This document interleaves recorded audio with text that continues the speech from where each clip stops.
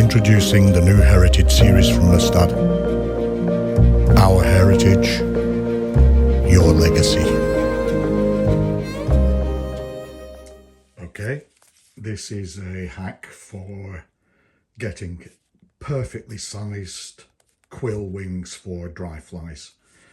I use the chopsticks from sushi or Chinese takeaway. Once you split these, you'll see that they have a flat edge on one side. It's that edge we want to use. So with the dubbing needle, I make a hole in the end of the chopstick. I take a barbless hook. It's important that you use barbless so it doesn't hang up on the quills. I take a barbless hook of the size of the hook I'm going to be tying on, because the breadth of a quill wing should be the gape size of the hook that you're tying on.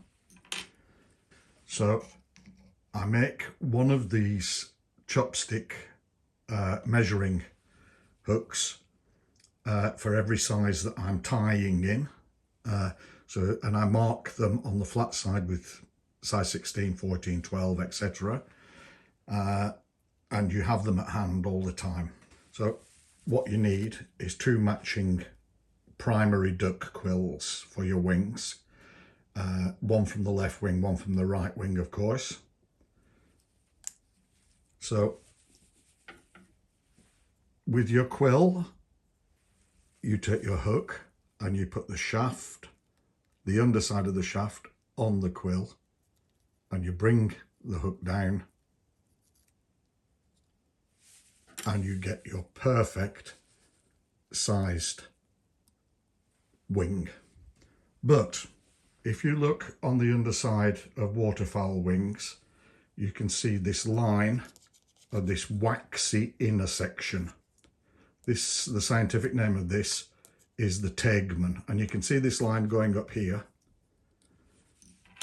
I'll show you a little closer. There is one thing that you have to take care of when you're tying in your wing quills, if you can see this.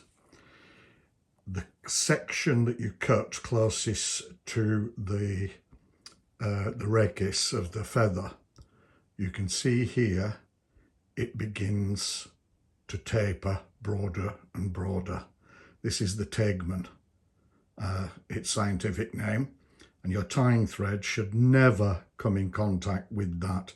If your tying thread comes in contact with that, it'll roll around the hook shank and split your wing. And just attach a little ways behind the hook eye.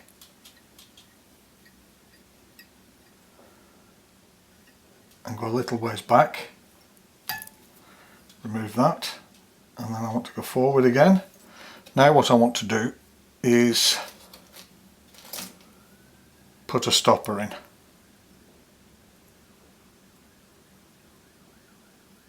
Just there. This will stop your thread moving when you do the pinch wrap. So I've put the two quill slips back to back. Measure the wing.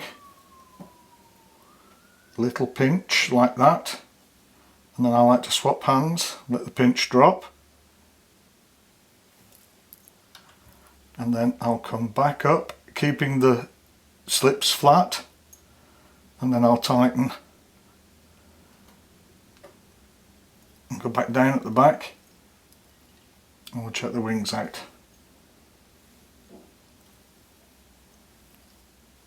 I'll just secure them. Those are looking good.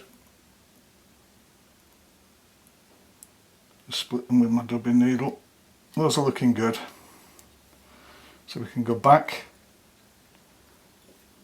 a few turns, and then we take our scissors and we want to trim this off at an angle, like so. We can go over the cut ends. This gives us a little bit of a taper on the body. We go forward and we can raise the wings now. And we put a stopper in front to keep them upright.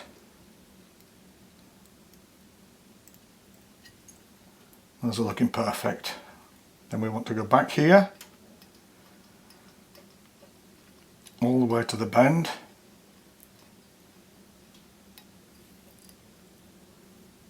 Ready for the tail. Now you can, in a lot of tyres, put a figure of 8 in between the wings to keep them open, but I don't find it really necessary. That works fine for me.